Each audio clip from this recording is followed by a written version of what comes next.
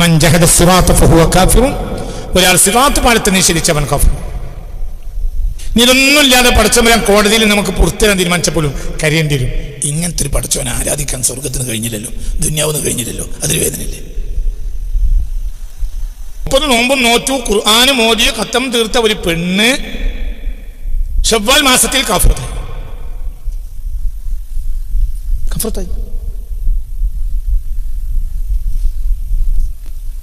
ആ നാട്ടുകാരൻ എന്നോട് പറഞ്ഞു, അയൽവാസികൾ എന്നോട് പറഞ്ഞു, നോമ്പ് നിർത്തല്ല, നോമ്പ് നോറ്റു ഖുർആൻ ഓതി. എന്നിട്ട് ആ പെണ്ണ് 30 നോമ്പ് കഴിഞ്ഞ് ഖുർആൻ ഓതിയ പെണ്ണ് ശവ്വാൽ മാസത്തിൽ കാഫിറായി. പിന്നെ ഒരു കാഫിറായ മനുഷ്യന്റെ കുട്ടിയെ ഗർഭം ധരിച്ചു. അള്ളാഹുവിനെ നിഷേധിക്കുന്ന ഒരു നിരീശ്വരവാദിയുടെ കുട്ടിയെ ഗർഭം ധരിച്ചു. ഗർഭമായി, പെണ്ണിന് ഗർഭമായി എന്ന് പറഞ്ഞാൽ ആദ്യം കുടുംബം വിട്ടു. അങ്ങനെ ഗർഭമായി എന്നറിഞ്ഞപ്പോൾ ഗർഭമാണല്ലോ. സാധാരണ മക്കൾക്ക് കല്യാണം കഴിച്ചൊരു ഗർഭം ഉണ്ടാവുമ്പോൾ അത് ഉമ്മാക്കും പാപ്പാക്കും വലിയൊരു സംഭവം. ഇടക്കിടക്കോളം പോയി നോക്കിക്കൊണ്ടിരിക്കും. അങ്ങനെ ഗർഭമാണ് എന്നറിഞ്ഞപ്പോൾ മെല്ലെ മെല്ലെ മെല്ലെ മെല്ലെ മെല്ലെ മെല്ലെ ഭാര്യ ഭർത്താവിനോട് പറഞ്ഞു, എന്തോ ആട്ടെ, നമ്മളെ മകളല്ലേ, പള്ളിയുള്ള സമയമല്ലേ, നമുക്കൊന്ന് പോയി നോക്കാം. മതപ്രഭാഷണം എന്ന പേരിൽ കേൾക്കുന്നതെല്ലാം ആയത്തിൻ്റെയും ഹദീസിൻ്റെയും പരിഭാഷകൾ മാത്രമാണ്, പണ്ഡിത ജ്ഞാനമല്ല. ഇവരീ പറയുന്നതിൽ പണ്ഡിതന്റെ ആവശ്യവുമില്ല. അങ്ങനെ വരുമ്പോൾ ഒരു വളരെ ജനറേഷൻ ഗ്യാപ്പ് അതിനിടയിലുണ്ടാവും. എന്താണ് ആ ജനറേഷൻ ഗ്യാപ്പിന്റെ അടിസ്ഥാനം? ഭാഷ ഇങ്ങനെയാണ്, ജനം ചെയ്യുന്നത് ഇങ്ങനെയാണ്. ഇതാണ് ഇന്നത്തെ എല്ലാ തർക്കങ്ങളുടെയും ആധാരം. ഇത് പറഞ്ഞാൽ ഇന്നിപ്പോ പണ്ഡിതന്മാർ പോലും അംഗീകരിക്കില്ല. കാരണം ഞങ്ങൾ പണ്ഡിതന്മാരല്ല എന്ന് പുറത്ത് കേൾക്കുന്നത് അവർക്ക് വലിയ വിഷമമുണ്ടാവും. എൻ്റെ പണി ഞാൻ പണ്ഡിതനാണോ? അല്ല, എൻ്റെ പണി ലാബിലെ ടെക്നീഷ്യൻ്റെ പണിയാണ്. ലാബിലെ ടെക്നീഷ്യൻ ഡോക്ടറല്ല. പക്ഷെ ഇയാൾക്ക് ഷുഗർ ഉണ്ട് എന്ന് കണ്ടെത്താൻ അയാൾക്ക് കഴിയും. മരുന്നറിയില്ല, മരുന്ന് പറഞ്ഞു കൊടുക്കേണ്ട ബാധ്യതയാകില്ല. ഞാൻ ലാബ് ടെക്നീഷ്യനാണ്. ഈ പണ്ഡിതന്മാർക്കും ഈ പ്രബോധകന്മാർക്കും പിഴച്ചിട്ടുണ്ട് എന്നാണ് എൻ്റെ ഉത്തരം. അത് ലാബിൽ ഞാൻ കൃത്യമായി കാണിച്ചിരുന്നുണ്ട്.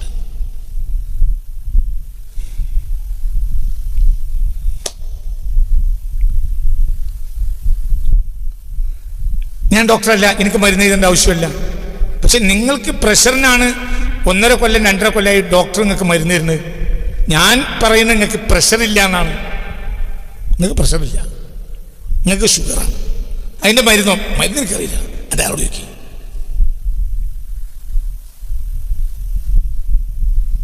ഈ മൂല്യന്മാർക്കും മൗലവിമാർക്കും എല്ലാം വലിയ പിഴക്കൽ പിഴച്ചു കഴിഞ്ഞു എന്നാണ് എൻ്റെ ഭാഷ.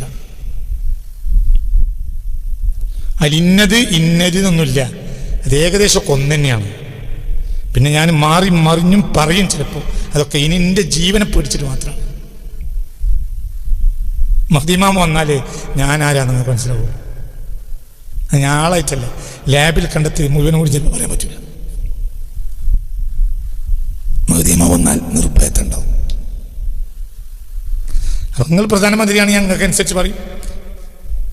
BJP പ്രധാനമന്ത്രിയാണ്, അതിനനുസരിച്ച്. മറ്റു കോൺഗ്രസ് ആണെങ്കിൽ അതിനനുസരിച്ച്. അങ്ങനെയൊക്കെ ജീവനെ പേടിയാണ്.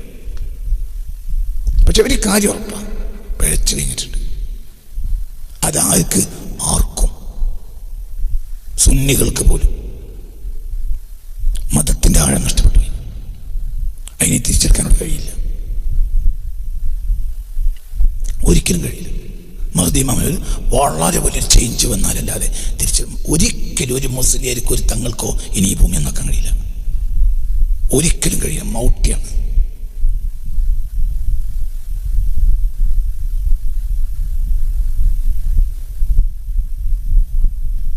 പള്ളിയിൽ പോകുന്ന ഒരു മനുഷ്യൻ, വളരെ നല്ലൊരു മനുഷ്യൻ, ഒരു പള്ളിയിൽ പോകുന്ന മനുഷ്യൻ, പള്ളിയിൽ സ്ഥിരമായി പോകുന്ന മനുഷ്യൻ, ഇപ്പോൾ ഈ അടുത്ത് എന്നോട് പറഞ്ഞു, ഞാൻ പള്ളിയിൽ പോക്ക് നിർത്തി. എന്തുകൊണ്ട്? നിസ്കാരത്തിന് ഒരു റൂഹും ഇല്ല. പൊരിന്ന് റൂഹോടുകൂടി നിസ്കരിക്കലാണല്ലോ നല്ലത്. ഞാൻ നിർത്തി. ഞാൻ അയാളോട് പറഞ്ഞു, ഞാൻ ജുമാ നിർത്താൻ കഴിയാത്ത ബുദ്ധിമുട്ടിലുള്ളത്. ഇതിൻ്റെ അർത്ഥം ജുമാ നിസ്കാരമൊക്കെ നിർത്തണമെന്നല്ല. ദീനിൻ്റെ റൂഹ് നമുക്ക് നഷ്ടപ്പെട്ടിരിക്കുന്നു എന്ന് ആര് പറഞ്ഞാലും ഞാനത് പറയും. റൂഹ് നഷ്ടപ്പെട്ടിട്ടുണ്ട്. കാട്ടിക്കൂട്ടലുകളാണ് എല്ലായിടത്തും നടക്കുന്നത്. അപ്പോൾ നമ്മൾ സിറാത്ത് പാലത്തിനെ പറയുമ്പോഴും നമ്മൾ ഇങ്ങനെ ഒരു സൈഡ് പറഞ്ഞു പോവുക ചെയ്യുക.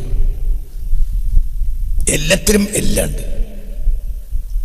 അള്ളാഹുവിൻ്റെ റസൂൽ പറഞ്ഞതിലെല്ലാം എല്ലാം ഉണ്ട്. സിറാത്തിൽ എല്ലാ ദീനുണ്ട്, മീസാനിൽ എല്ലാ ദീനുണ്ട്, കൗസറിൽ എല്ലാ ദീനുണ്ട്. സിറാത്ത് മീസാനും അത് ഒരു മെറ്റീരിയൽ എന്ന നിലയിൽ വ്യത്യാസം ഉണ്ടാവാം, പക്ഷെ ഉള്ളിൻ്റെ ഉള്ളിലൊക്കെ ഒന്നാണ്. അപ്പോൾ എല്ലാം ഒന്നാണെങ്കിൽ, എന്നൊക്കെ പറഞ്ഞാൽ മനസ്സിലായില്ല, എല്ലാം ഒന്നാണെങ്കിൽ ഒരു മെറ്റീരിയലിനെ നിങ്ങൾ മനസ്സിലാക്കേണ്ട അതിൻ്റെ ആഴം. സിറാത്ത് എന്താണ്, മീസാൻ എന്താണ്, ഇവിടെയൊക്കെ വ്യത്യസ്തമായ ഭാവങ്ങളാണ്. ഒന്ന് മീസാനാണ്, ഒന്ന് സിറാത്താണ്,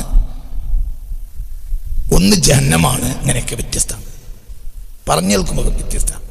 പക്ഷെ അതിന് മേറ്റർ അടിസ്ഥാനപരമായി ഒന്നാണ്. എന്താണ് അടിസ്ഥാനം? അത് ഖളബുല്ലാ, അള്ളാഹുവിൻ്റെ കോപാണ്.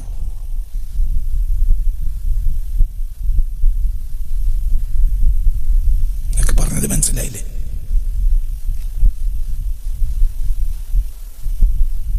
പഴയകാലത്ത് തോടിന് പാലടും, പാലം മരത്തടി കൊണ്ട് ചെറിയ കൈത്തോടുകൾക്ക് ഓർമ്മല്ലേ? അതൊക്കെ പഴയ കാലത്ത് ഇഷ്ടം പോലെ ഉണ്ടായിരുന്നു. ഇപ്പോൾ അവിടെയും പഞ്ചായത്ത് പാലം കിട്ടി. കാരണം പഞ്ചായത്തിന് ഇപ്പോൾ എന്തെങ്കിലും എന്താ ഈ പൈസ കൊണ്ട് കാട്ടുക എന്നല്ല, പൈസ കൊണ്ട് എന്തെങ്കിലും കാട്ടിയാലേ 10% എടുക്കാൻ പറ്റും. അതുകൊണ്ടാണ് ബഹുമാനപ്പെട്ട പഞ്ചായത്ത് മെമ്പർമാർ ഇതൊക്കെ ചെയ്തുകൊണ്ടിരിക്കുന്നത്. അപ്പോൾ അവർക്ക് എങ്ങനെയെങ്കിലും ജനത്തിന് എന്ത് ചെയ്യണം? സേവനം ചെയ്യണം. എന്നാലേ അവർ സേവനം നടന്നു പോകുള്ളൂ. സേവിക്കുക എന്നതിന് രണ്ടർത്ഥം. സേവിക്കുക എന്ന് പറയുന്നതിന് രണ്ടർത്ഥമുണ്ട്. ഒന്ന്, മരുന്ന് കുടിക്കുകയാണെങ്കിൽ പഴയകാലത്ത് വൈദ്യന്മാർ പറഞ്ഞാൽ 3 സമയം 3 നേരം സേവിക്കണം എന്നറിയാം. അത് മുണങ്ങലാണ്. അതും സേവിക്കുക എന്നതിന് പറയാം.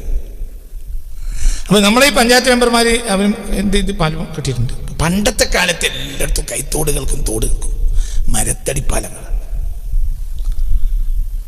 അപ്പം ഈ പാലം കിടക്കുന്നതിന് മുമ്പ് പാലത്തിനെ മനസ്സിലാക്കിയാൽ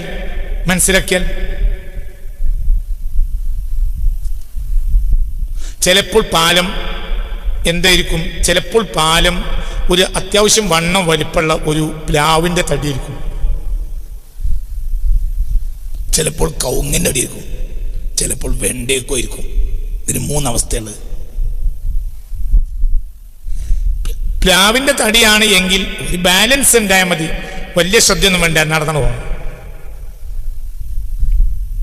കവുങ്ങാവുമ്പോൾ നല്ല ശ്രദ്ധിക്കണം, ബാലൻസ് നല്ലോണം ശ്രദ്ധിക്കണം. ഒറ്റ കവുങ്ങിൻ്റെ തടിയാവുമ്പോൾ വെണ്ടയൊക്കെ എന്തിനും മതിയാവില്ല. വെണ്ടയൊക്കെ പറഞ്ഞാൽ അറിയില്ല, വെണ്ടയൊക്കെ കണ്ടില്ലേ? വെണ്ടയൊക്കെ അറിയില്ലേ? അല്ലാ, നിങ്ങളൊന്നും മലയാളിയാണല്ല. വെണ്ടയൊക്കെ അറിയില്ല. വെണ്ടയൊക്കെ എന്ന് പറഞ്ഞാൽ ഒരു വഴുവഴുപ്പുള്ള മര,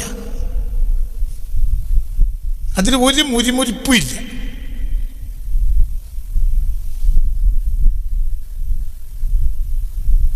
പുലി ഓടിച്ചപ്പോൾ പലരും പാഞ്ഞോലെല്ലാം മരത്തുമ്മ കയറി.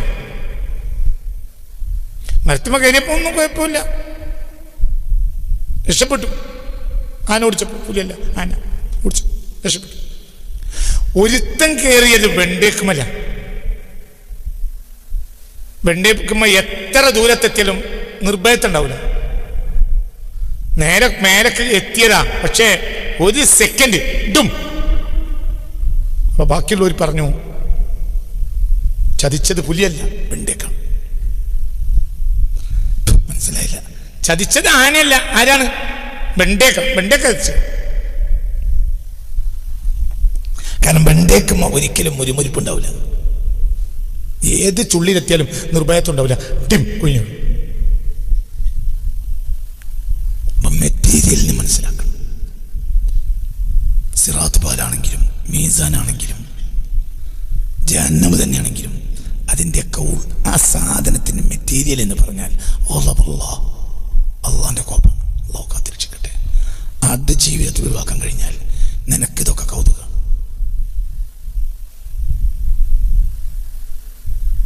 പിന്നെപ്പോ എത്രയേ ഉള്ളൂ എന്നറിയോ? നീ കുറെ അരീതി ഞാൻ കാണിക്കും. ഞാൻ തുടക്കത്തിൽ നിങ്ങളോട് പറയാം.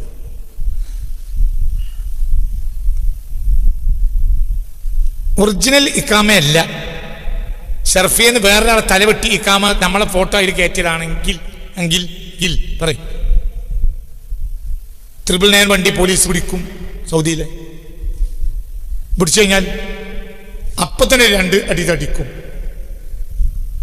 പിന്നെ ജയിലിൽ കൊണ്ടിടും, അടിക്കും, ചവിട്ടും, കുത്തും, കാലിൻ്റെ ഒരു സൈഡ് ചീന്തിയെടുക്കും. അങ്ങനെയൊക്കെ പറഞ്ഞു എന്നൊക്കെ ഒരാൾ ഞാൻ എൻ്റെ അക്കാക്ക പോയിട്ട് കാലിൻ്റെ സൈഡില്ല മടങ്ങി വന്നപ്പോൾ കയ്യിൻ്റെ നഖം മുറിക്കും, നഖത്തിനുള്ളിൽ കൂടെ സൂചി കയറ്റും, അങ്ങനെ പലതും പറഞ്ഞു. അപ്പോൾ ഒന്നും ഇജ്ജ് പിടിക്കണ്ട. നിന്റെ ഇക്കാമ ഒറിജിനൽ ആണെങ്കിൽ ബസ്. പിന്നെ ഇതൊക്കെ നിനക്കൊരു നാടകം. അവിടെ എന്താ നടക്കണം, ഇവിടെ എന്താ നടക്കണം?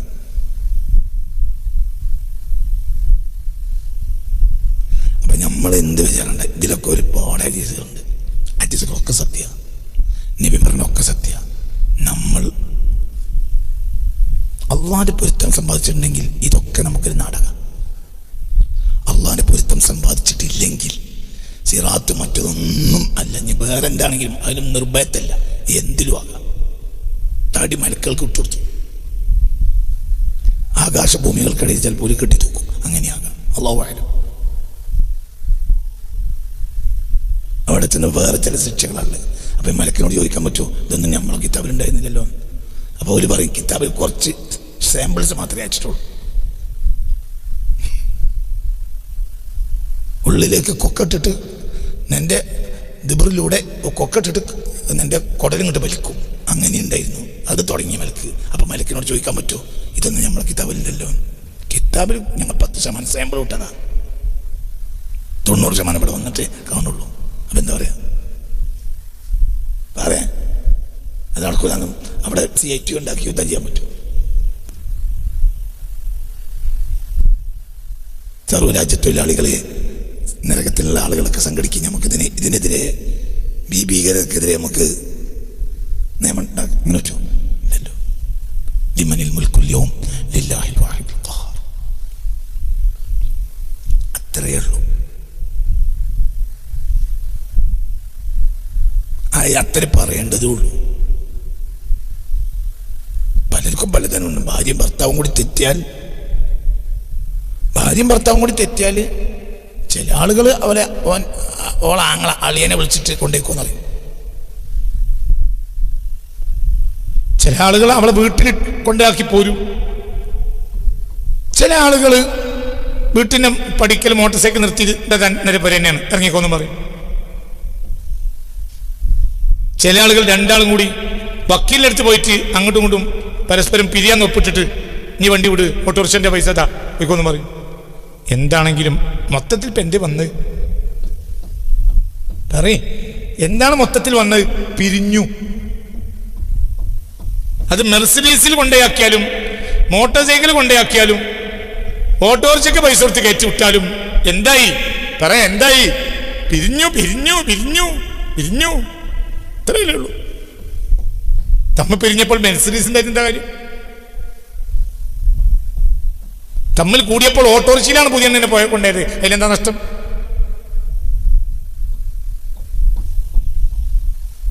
മെർസിഡീസിൽ കൊണ്ടുപോയ പെണ്ണിനെ റൂമിൽ കയറ്റിയാൽ വേറൊരു ചുരുക്കും, ഓട്ടോറിക്ഷയിൽ കൊണ്ടുപോയ പെണ്ണിന് വേറൊരു ചുരുക്കും, അങ്ങനെ ഉണ്ട്. അതൊക്കെ റൂമിന്റെ പുറത്തല്ലേ, റൂമിൽ കയറിയൊക്കെ ഒന്നല്ലേ? പറഞ്ഞത് മനസ്സിലായോ? അപ്പൊ ഈ സിറാത്താണ്. ഇതിനൊന്നല്ല പേടിക്കേണ്ട ആരെയാ? അള്ളാഹുവിനെ മാത്രമാണ്. അതൊക്കെ ഒരു സൃഷ്ടിയാണ്. എന്നൊക്കെ പറയുന്നത് മനസ്സിലായില്ല. ഈ വിഷയത്തിൽ ഞങ്ങളോട് ഇതൊരു മാസം പറയേണ്ട വിഷയമാണ്. പിന്നെ ഞങ്ങൾക്ക് എന്ത് ചെയ്യാന്നറിയോ, ഒരു എസെൻസ് ആക്കിയിട്ട് ഇങ്ങനെ എടുത്തു തരിക. മൊത്തത്തിൽ ഇതാണ് വിഷയം. അതിന് ഇന്നത്തെ നമ്മുടെ നിസ്കാരം നോമ്പ് മതിയാവില്ല. അത് പറഞ്ഞുതരാം. അവർക്ക് മതിയാവില്ല. എന്തുകൊണ്ട്? എരിവാനില്ല. നിസ്കരിക്കുന്നുണ്ട്, പഠിച്ചവൻ്റെ പൊരുത്തല്ല. നിസ്കരിക്കണം ഉണ്ട്. നിസ്കരിക്കണില്ലേ? ഞാനും നിസ്കരിച്ചിട്ടുണ്ട്. നിങ്ങൾ നിസ്കരിക്കാത്ത ഒരാൾ ഇവിടെ വരും എനിക്ക് അഭിപ്രായമില്ല. പക്ഷേ റബ്ബിൻ്റെ പൊരുത്തം ഇതിലൊക്കെ ഉണ്ടാവാനുള്ള സാധ്യത നമുക്ക് കുറവാണ്. എന്തുകൊണ്ട്? നിസ്കരിച്ചതുപോലെ നമ്മൾ നിസ്കരിച്ചു എന്നല്ലാതെ, അതിൻ്റെ ബാഹ്യമായ നിസ്കാരം നിസ്കരിച്ചു എന്നല്ലാതെ അള്ളാഹു എന്ന ചിന്ത ഖൽബിൻ്റെ ഉള്ളിലില്ല.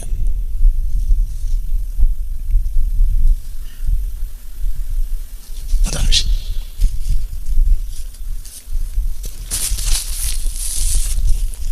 ഒപ്പം നോറ്റ ഒരു പെണ്ണ് പെരുന്നാൾ പിറ്റേന്ന് കാഫറത്തായി.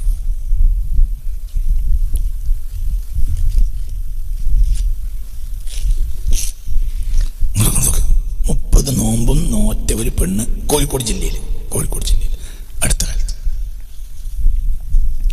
30 നോമ്പ് നോറ്റു. 30 നോമ്പും നോറ്റു. ഖുർആന് മോദിയെ ഖത്തം തീർത്ത ഒരു പെണ്ണ് ശവ്വാൽ മാസത്തിൽ കാഫറത്തായി.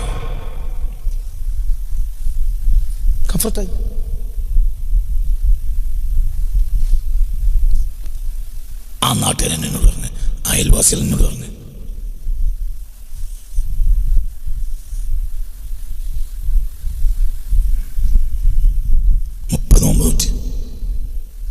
നോമ്പ് നിർത്തല്ല, നോമ്പ് നോറ്റു, ഖുർആൻ ഓതി. എന്നിട്ട് ആ പെണ്ണ് 30 നോമ്പ് കഴിഞ്ഞ് ഖുർആൻ ഓതിയ പെണ്ണ് ശവ്വാൽ മാസത്തിൽ കാഫറത്തായി. പിന്നെ ഒരു കാഫറായ മനുഷ്യന്റെ കുട്ടിയെ ഗർഭം ധരിച്ചു. അള്ളാഹുവിനെ നിഷേധിക്കുന്ന ഒരു നിരീശ്വരവാദിയുടെ കുട്ടിയെ ഗർഭം ധരിച്ചു.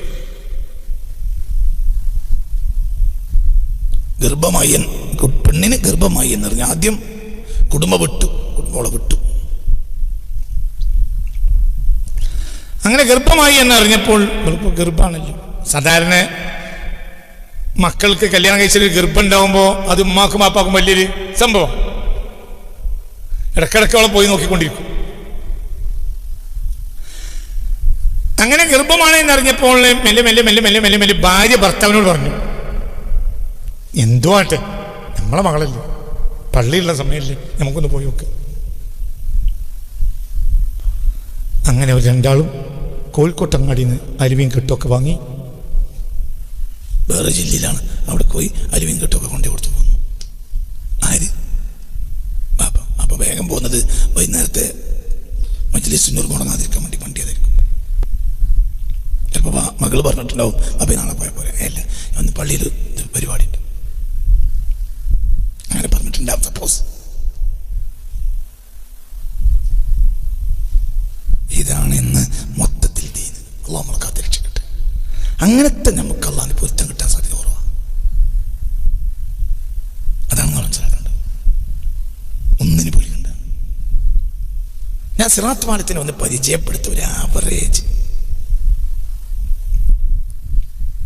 ഇന്ന് കഴിഞ്ഞിട്ടില്ലെങ്കിൽ നാളെ ആവറേജ് എത്ര ഒന്ന് പരിചയപ്പെടുത്തൽ മാത്രമേ ഞാനിവിടെ ചെയ്യുള്ളൂ. അല്ലാഹു തആല തൗഫീഖ് തരട്ടെ. ഇതൊക്കെ അള്ളാഹുവിൻ്റെ കോപമാണെന്ന് വെച്ചാൽ ഈ സിറാത്ത് പോലെ ഒന്നും ഉണ്ടായില്ല. എന്നൊക്കെ അള്ളാഹിൻ്റെ കോപം ഉണ്ടായി പിന്നെ എന്ത് പ്രശ്നം? ഇനി എന്ത് ലാഭമുള്ളത്? ഇങ്ങോട്ട് നോക്ക്. നമ്മൾ ചെയ്യേണ്ടത് അള്ളാഹിൻ്റെ പൊരുത്തത്തിനാണ്. അള്ളാഹു നമുക്ക് കൂട്ടുകാരനായാൽ ഇതൊന്നും പ്രശ്നമല്ല, ഒന്നും പ്രശ്നമില്ല. എന്തുകൊണ്ടേക്കൂടെ വണ്ടി തരങ്ങും വിലങ്ങും ഇക്കാമ ചെക്ക് ചെയ്യാൻ വേണ്ടി പറഞ്ഞാൽ നിനക്കെന്താ? CA നടപ്പിലാക്കാൻ സർക്കാർ തീരുമാനിച്ചു, നിനക്കെന്താ? ഈ അഭയാർത്ഥിയല്ലല്ലോ. അല്ല, എൻ്റെ വാപ്പ ഇന്ത്യക്കാരനാണ്, വാപ്പാൻ്റെ വാപ്പ ഇന്ത്യക്കാരനാണ്, വാപ്പാൻ്റെ 100 വാപ്പയും ഇന്ത്യക്കാരൻ തന്നെയാണ്. എന്ത് നിനക്കെന്താ പേടി? പിന്നെ നീ ഇന്ത്യക്കാരനാണ് എന്ന സത്യം മാറ്റിമറിക്കാൻ ഏതെങ്കിലും ദുരിതനായ ഒരു ഉദ്യോഗസ്ഥൻ ശ്രമിച്ചാൽ പോലും അതിന് 2 ദിവസത്തെ ആയുസ് ഉണ്ടാവും. നീ ഇന്ത്യക്കാരനല്ലാന്ന് വരുത്തി വെക്കാൻ ഈ ലോകത്തിലൊക്കെ കഴിയും. എന്തിനു പിടിക്കണം? മനസ്സിലായില്ല? പിടിക്കണ്ടല്ലോ. നിങ്ങളെ 10 ബാപ്പാരെയും അച്ഛന്മാരെയും പേരിട്ടി 11ാമത്തെ അച്ഛനും ഇന്ത്യക്കാരനല്ലേ? പറയടൂ, നമ്മളൊക്കെ അസൽ ദ്രാവിഡന്മാരല്ലേ? നിങ്ങൾ ദക്ഷിണേന്ത്യക്കാരല്ലേ? നമ്മൾ ദ്രാവിഡന്മാരല്ലേ? കണ്ടാലറിയില്ലേ ദ്രാവിഡന്മാരാണ്? കോലം കണ്ടാലറിയില്ലേ നമ്മൾ ദ്രാവിഡന്മാരാണ്? ആര്യന്മാർ പിന്നെ നേരം വൈകി വന്നതാണ്, നമ്മൾ പണ്ട് ഇവിടെ ഉള്ളതാണ്. മനസ്സിലായില്ലേ പറഞ്ഞത്? നമ്മൾ ഇതിനൊന്നും പേടിക്കണ്ട. സിറാത്ത് പാലുണ്ട്, നീ പേടിക്കണ്ട. പക്ഷെ നീ അള്ളാഹിനെ പഠിച്ചു. ഉണ്ടാവും, ഉണ്ട്, തീർച്ചയായിട്ടും ഉണ്ട്. അല്ലാഹു തആല മൻ ജഹദ സിറാത്ത ഫഹുവ കാഫിർ. സിറാത്ത് പാലത്തെ ഒരാൾ നിഷേധിച്ചാൽ അവൻ കാഫിറാണ്. അല്ലാഹു തആല കാത്തിരക്ഷിക്കട്ടെ. നിഷേധിക്കാൻ പാടില്ല. നമ്മൾ സിറാത്ത് പാലത്തിൽ നിന്ന് വീഴാത്ത ആളുകളാണെങ്കിൽ പോലും സിറാത്ത് പാലത്തെ നിഷേധിക്കാൻ പാടില്ല. സിറാത്ത് പാലത്തെ നിഷേധിക്കാൻ പാടില്ല. എന്തുകൊണ്ട്?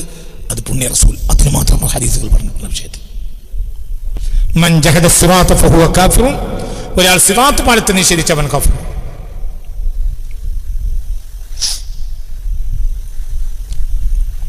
അല്ലാഹു തആല നമ്മളെ കാത്തിരക്ഷിക്കട്ടെ. ഇതൊന്നുമില്ലാതെ പഠിച്ചവരാൻ കോടതിയിൽ നമുക്ക് പുറത്തരാൻ തീരുമാനിച്ച പോലും കരയേണ്ടി വരും. ഇങ്ങനത്തെ ഒരു പഠിച്ചവനെ ആരാധിക്കാൻ സ്വർഗത്തിന് കഴിഞ്ഞില്ലല്ലോ, ദുനിയാവിന് കഴിഞ്ഞില്ലല്ലോ. അതിൽ വേദനയില്ലേ?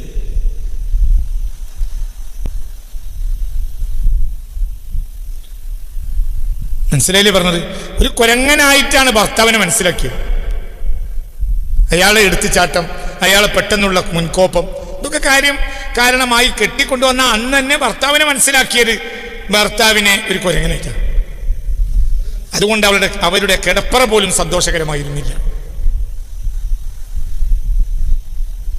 പിന്നെ 10 കൊല്ലം കഴിഞ്ഞിട്ട് ഇയാൾക്ക് സുഖല്ലരെ, പിന്നെ അയാളുടെ ശുശ്രൂഷിച്ചു. അപ്പോഴാണ് ഇയാൾ യഥാർത്ഥ സ്വഭാവം വളരെ സോഫ്റ്റാന്ന് മനസ്സിലായത്. അപ്പൊ ആ 10 കൊല്ലം അടുത്ത ഇടപഴകിയില്ല. അതുകൊണ്ട് ഇയാളെ മനസ്സിലാക്കാനോട്ട് കഴിഞ്ഞില്ല. ഇനി അയാൾ മരിക്കുക. അപ്പൊ ഈ പെണ്ണിന്റെ വേദന എന്താ? ഇന്ന് അയാളുടെ ഈ സ്വഭാവത്തെ നേരത്തെ ഇയാൾ അടുത്ത ഇടപഴകിയിട്ട് ഞാൻ മനസ്സിലാക്കിയിരുന്നുവെങ്കിൽ എനിക്ക് എന്തൊരു ദാമ്പത്യത്തിന്റെ മധുരം കിട്ടുമായിരുന്നു. അത് ഞാൻ നഷ്ടപ്പെടുത്തിയില്ലേ? ഇതാണ് കോടതിയിൽ നിൽക്കുന്നൊരു മോമിനായ മനുഷ്യന് തോന്നുക. വേദന ഉണ്ടാവും. എന്ത്? അള്ളാഹിനെ അറിഞ്ഞ ഇബാദത്തിന്. നമ്മളിപ്പം നമ്മൾ ഇബാദത്ത് ചെയ്യുന്നത് ഒരു നരകം തരുന്ന പടച്ചോനെയാണ്, ഒരു സിറാത്ത് പാലം ഉണ്ടാക്കിയ പടച്ചോനെയാണ്, ഒരു മഹ്ശറിൽ വെള്ളം തരുന്ന പടച്ചോനെയാണ്, തുലാസിനെ തൂക്കിയിട്ട് ബീസത്തൂക്കം നോക്കണ ഒരു പടച്ചോനെയാണ്. അല്ലേ പറയും കുട്ടികളെ? അല്ലേ? അതേ സമയത്ത് റഹ്മാനും റഹീമുമായ റബ്ബിന്റെ കാരുണ്യത്തിന്റെയും വാത്സല്യത്തിന്റെയും അളവ് മഹ്ശറിന് മനസ്സിലാകുന്നത് ദുനിയാവിന് മനസ്സിലായെങ്കിൽ എത്ര ഒരു സെക്കൻഡ് കരഞ്ഞിട്ടല്ലാതെ നമുക്ക് ജീവിക്കാൻ കഴിയും. അതുപോലെ മനസ്സിലാക്കണം. അതാണ് അവരുടെ പ്രത്യേകത. അമ്പിയാന്റെയും ഔലിയാന്റെയും പ്രത്യേകത. അവരല്ലാന്റെ കാരുണ്യം മനസ്സിലാക്കിയിട്ട് കരഞ്ഞു. അള്ളാന്റെ വലിപ്പത്തിൽ അവർ മനസ്സിലാക്കിയത് കരഞ്ഞു. അവർ ആയുസ് മുഴുവൻ കരഞ്ഞു. അവര് കിട്ടാത്തതിനല്ല കരഞ്ഞത്, കിട്ടിയതിനാ കരഞ്ഞു. എനിക്കിത് ചെയ്തു തരേണ്ടതില്ലല്ലോ, ഞാൻ ദോഷല്ലേ പഠിച്ചു. നമ്മൾ കരുണത് പറ കുട്ടികളെ, കിട്ടാത്തിനാണ്.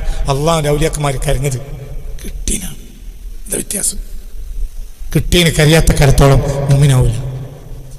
നമ്മളിപ്പോ കിട്ടാത്തിനാ കരയുന്നത്. അത് കിട്ടിയില്ലല്ലോ, ഇത് കിട്ടിയില്ലല്ലോ, പഠിച്ചോനെ അയ്യോ തന്നില്ലല്ലോ അബ്ബേ, അയ്യോ എനിക്ക് തന്നില്ലല്ലോ അബ്ബേ.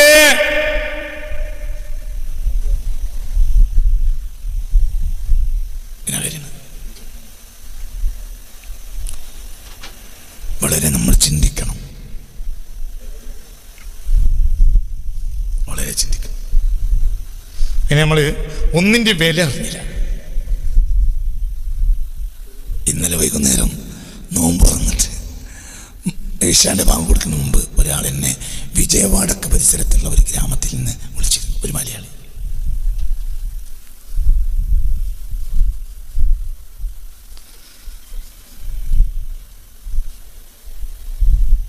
വിജയവാഡക്ക് പരിസരത്ത് നിന്നൊരു മലയാളി എന്നെ വിളിച്ചു.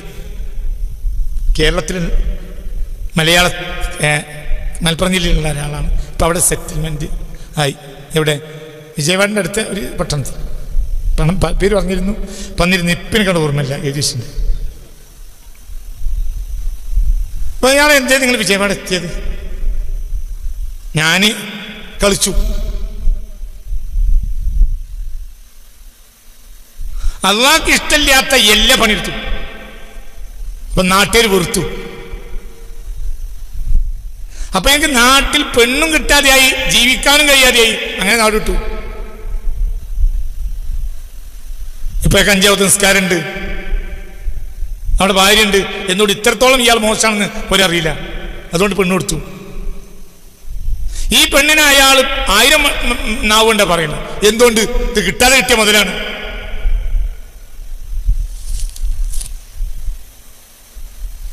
അതാണ് വിഷയം.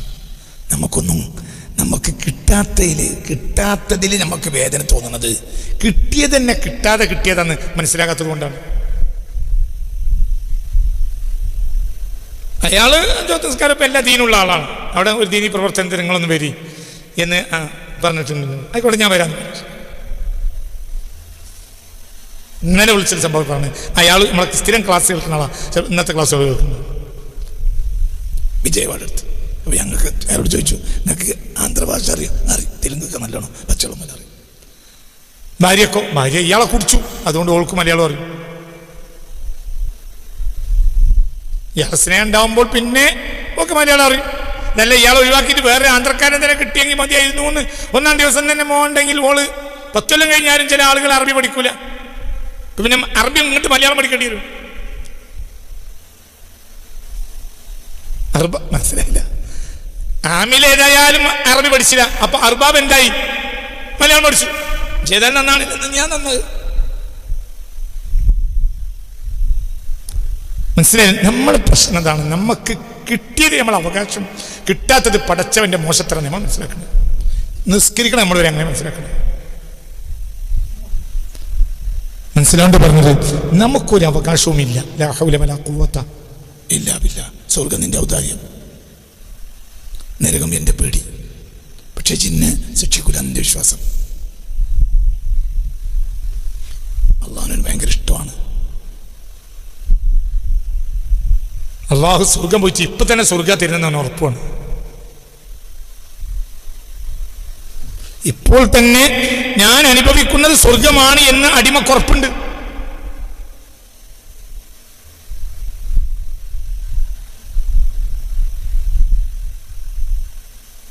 എന്റെ വല്യമ്മ പാട്ട് പാടും, തന്നതു തിന്നിരുന്നാൽ പിന്നെയും തമ്പുരാൻ തന്നിരിക്കും.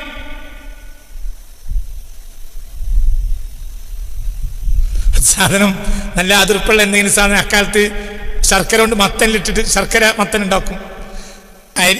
അരിയിൽ ശർക്കര ഇട്ടിട്ട് ശർക്കര ചോറുണ്ടാക്കും.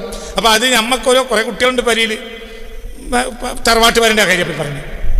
അപ്പൊ പിന്നെ വല്യമാനോട് ചോദിക്കും, വലിയ ബാക്കിയുണ്ടോ? അപ്പൊ വല്യമാൻ ചിരിച്ചു പറയും, തന്നത് തിന്നിരുന്നാൽ പിന്നെയും തമ്പുരാൻ തന്നിരിക്കും.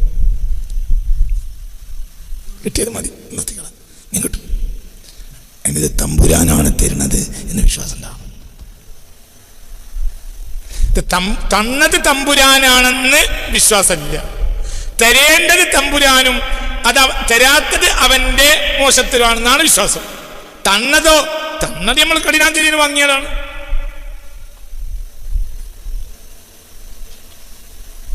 അതിനൊക്കെ ഭാര്യനോടൊക്കെ നമ്മൾ പറഞ്ഞ വർത്താനുണ്ട്.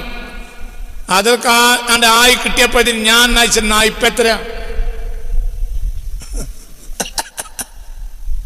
ഉള്ളൊന്നും കൊണ്ടൂല. കാരണം ഇതെങ്കിൽ ഇത് മര്യാദക്ക് ചീത്ത എന്റെ ഡമ്പ് കേട്ടാലല്ലേ പിന്നെ കൊണ്ടുവരുള്ളൂ.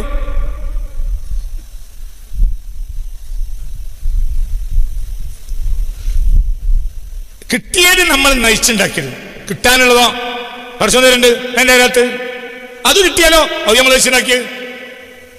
അങ്ങനെ തന്നെ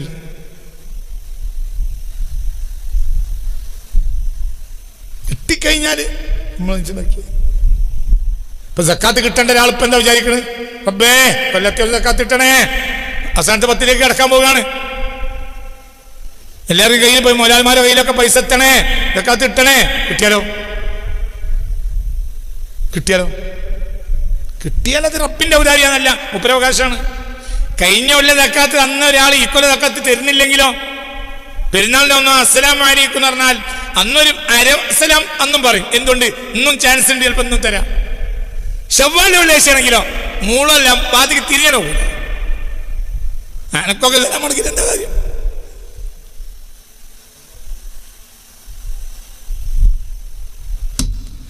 റബ്ബിനെ പിടിച്ചോളി, പേടിക്കണ്ട. നരകം പേടിക്കണ്ടേന്ന്. നരകത്തിന്റെ രക്ഷിതാവ് നമ്മളെ കൂടെ ഉണ്ടെങ്കിൽ നരകം.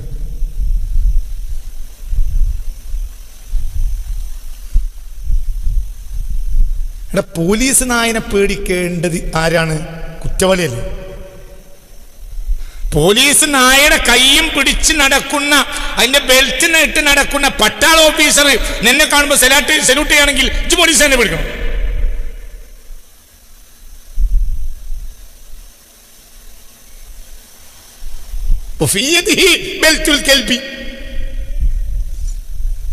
ഈ പോലീസ് നായയുടെ ആ നായയുടെ ബെൽറ്റ് ഈ പട്ടാള ഓഫീസറെ കയ്യില. അയാളെന്റെ ചെങ്ങായ, അയാളെ കാണുമ്പോൾ സല്യൂട്ട് അടിക്കുക. പിന്നെ എന്തിനാ പഠിക്കുന്നത്?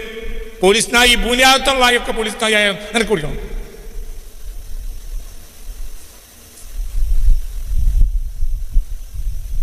DGP നീ പറയും പോലെ പ്രവർത്തിക്കുള്ളൂ എങ്കിൽ പോലീസ് സ്റ്റേഷൻ നിനക്കൊരു കൗതുകല്ലേ? ഇപ്പൊ പോലീസ് സ്റ്റേഷന് മുന്നിലൂടെ പോകുമ്പോ ആ ഭാഗത്തേക്ക് നോക്കാറൂ. പോലീസിലെ ഉണ്ടാലോ നിൽക്കടാറാ കഴിഞ്ഞത്. ഒരു പോലീസ് സ്റ്റേഷന്റെ മുന്നിലൂടെ ബൈക്കിലോ കാറിലോ പോകുമ്പോ പോലീസ് സ്റ്റേഷനിലെ കൊണ്ട് ഇങ്ങനെ നോക്കി. അപ്പൊ അവിടെ മുന്നിൽ കിട്ടുന്ന പോലീസുകാരാ നിൽക്കടാ, പോലീസ് സ്റ്റേഷൻ നോക്കാൻ വിചാര കുടുങ്ങിയില്ലേ?